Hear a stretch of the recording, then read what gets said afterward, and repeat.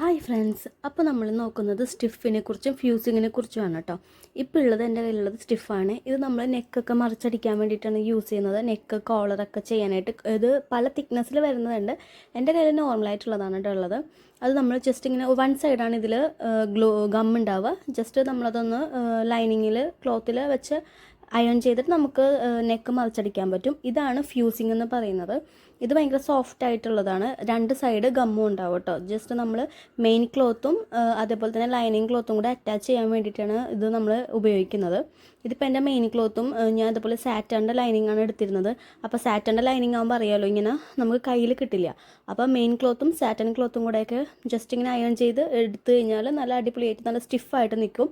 നന്നായിട്ട് അയൺ ചെയ്തെടുക്കാൻ ശ്രദ്ധിക്കുക. പക്ഷേ ചൂട് ഒത്തിരി കൂടിയാൽ ഇങ്ങനെ ചുളുങ്ങി പിടിക്കുന്ന ഒരു ഇങ്ങനെ കത്തിപ്പോകുമ്പോൾ ഉണ്ടാകുന്നൊരിതില്ലേ, അതുപോലെ വരെയും ചെയ്യും. അപ്പോൾ നന്നായിട്ടൊന്ന് ശ്രദ്ധിക്കുക.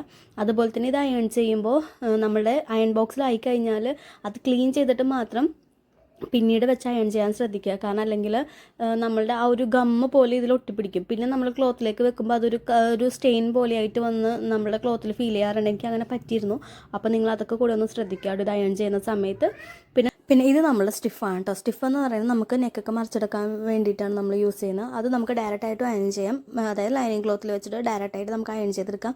അല്ലെങ്കിൽ ഇതുപോലെ ഒരു ക്ലോത്ത് വെച്ചിട്ട് നമുക്ക് അയൺ ചെയ്താൽ കുറച്ചും കൂടി ആ ഒരു പെട്ടെന്ന് വല്ല ചൂടാണെങ്കിൽ അതിങ്ങനെ ചുറ്റിപ്പിടിക്കും, ചുളുങ്ങി പിടിക്കും. അപ്പോൾ ആ ഒരു അവസ്ഥ ഇല്ലാതിരിക്കാനായിട്ട് ഇത് ഹെൽപ്പ് ചെയ്യും. ഇങ്ങനെ വെച്ച് അയൺ ചെയ്താൽ മതി കേട്ടോ. പിന്നെ നമ്മൾ ഇത് അയൺ ബോക്സ് ക്ലീൻ ചെയ്യാനായിട്ട് പ്രത്യേകം ശ്രദ്ധിക്കുക. അല്ലെങ്കിൽ നമുക്ക് ക്ലോത്ത് ഡാമേജ് ആവാനുള്ള ചാൻസ് ഉണ്ട്. അപ്പോൾ ഇതൊക്കെ ഒന്ന് നിങ്ങൾ ശ്രദ്ധിക്കുക. വീഡിയോ ഇഷ്ടമായാൽ ലൈക്ക് ചെയ്യാനും ഷെയർ ചെയ്യാനും ചാനൽ സബ്സ്ക്രൈബ് ചെയ്ത് സപ്പോർട്ട് ചെയ്യാനും മറക്കരുത്. താങ്ക്